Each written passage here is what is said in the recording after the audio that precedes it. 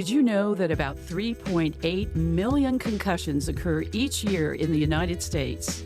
By the end of this video, you will know how to recognize a concussion, understand what to do when one occurs, and learn the essential steps to take during the first 3 days of recovery. This includes immediately removing the athlete from play, recognizing red flags that indicate a medical emergency, ensuring they are never left unattended, and referring them to a medical professional for proper evaluation and care.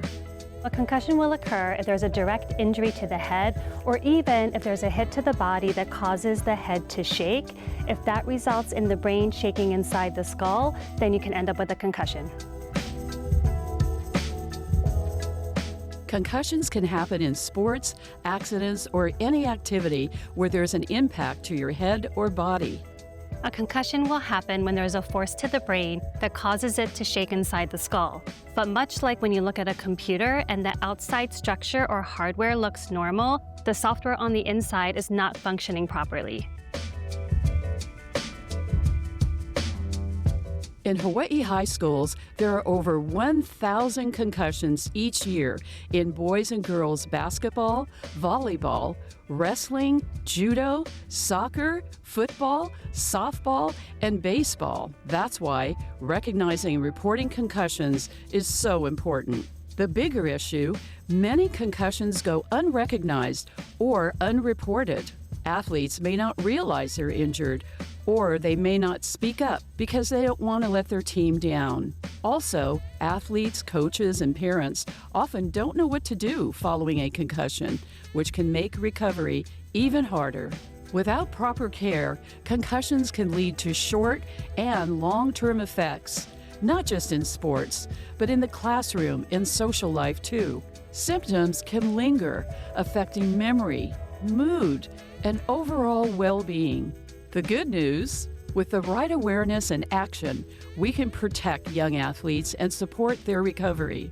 That starts with knowing the signs, taking concussions seriously, and using the resources available.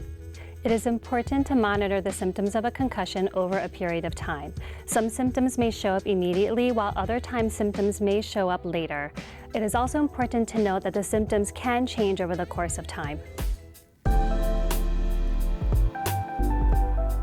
Concussion symptoms can appear immediately or take hours to show up.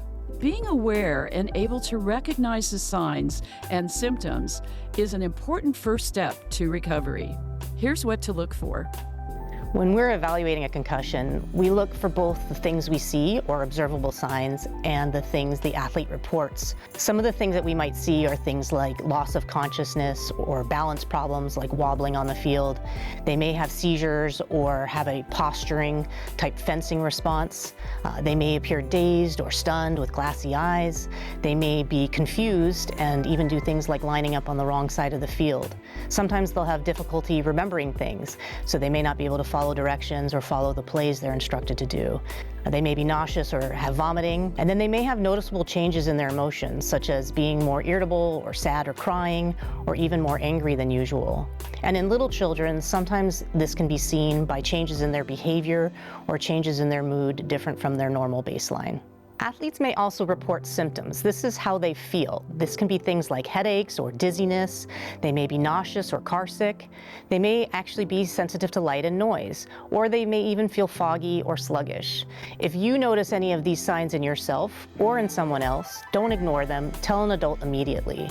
If you notice these symptoms in someone else, make sure to refer them to a medical professional, such as a physician or an athletic trainer. Some on-field observable signs of concussion are posturing, which is an involuntary movement where the arms or legs go into a stiff, unnatural position after a head injury or a blow to the body.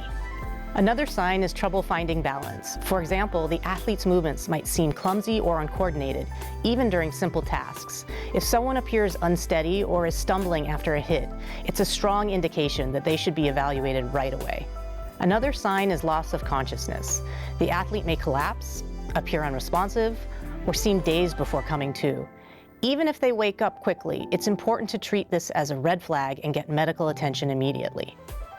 Make sure to watch for red flags like losing consciousness, seizure upon impact, dilated pupils, neck pain. If you feel you have increasing symptoms, slurred speech, changes in behavior, or even just feeling like something just doesn't feel right. Know the signs. Take it seriously. Play it safe. Recognizing a concussion early can make all the difference.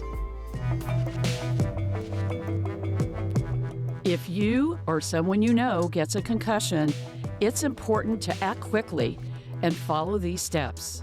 Remove the athlete from play immediately to prevent further injury. If an athletic trainer is present, let the certified athletic trainer handle it. They're trained to assess the situation. If an athletic trainer is not present, if no AT is available, follow these steps.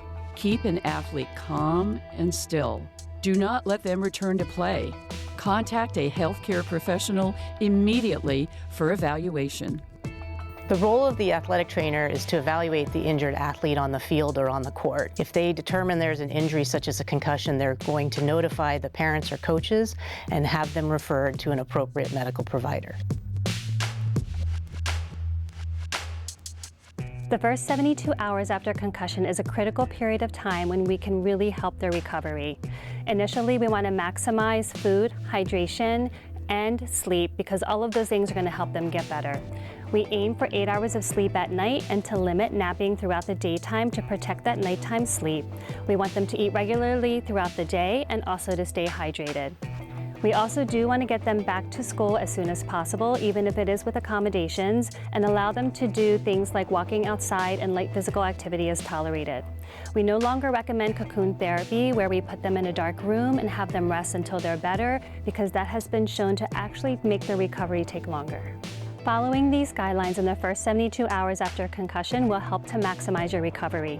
Just remember to listen to your body and check in with your healthcare provider before you make any decisions about returning back to activity. Returning to school and physical activity should follow a gradual, step-by-step approach. Skipping steps or rushing recovery can have serious long-term effects. Some potential long-term effects of a concussion include problems with memory, difficulty concentrating, persistent headaches, sensitivity to light, and sleep disturbances. If you feel or see anyone feeling these symptoms, contact a healthcare physician immediately. Aloha everyone, I'm Troy Furutani with HCAMP from the University of Hawaii's College of Education, and we want to thank you for participating. Recognizing a concussion is a first step to protecting an athlete's brain. Look for signs like confusion, dizziness, headache, or changes in behavior. If a concussion is suspected, remove the athlete from play right away and ensure that they're seen by a healthcare professional. The first 72 hours are especially important. Consult your medical doctor or athletic trainer to start a management plan to recovery. Taking the right steps early helps set the stage for safe recovery. For more information and resources, visit hawaiiconcussion.com.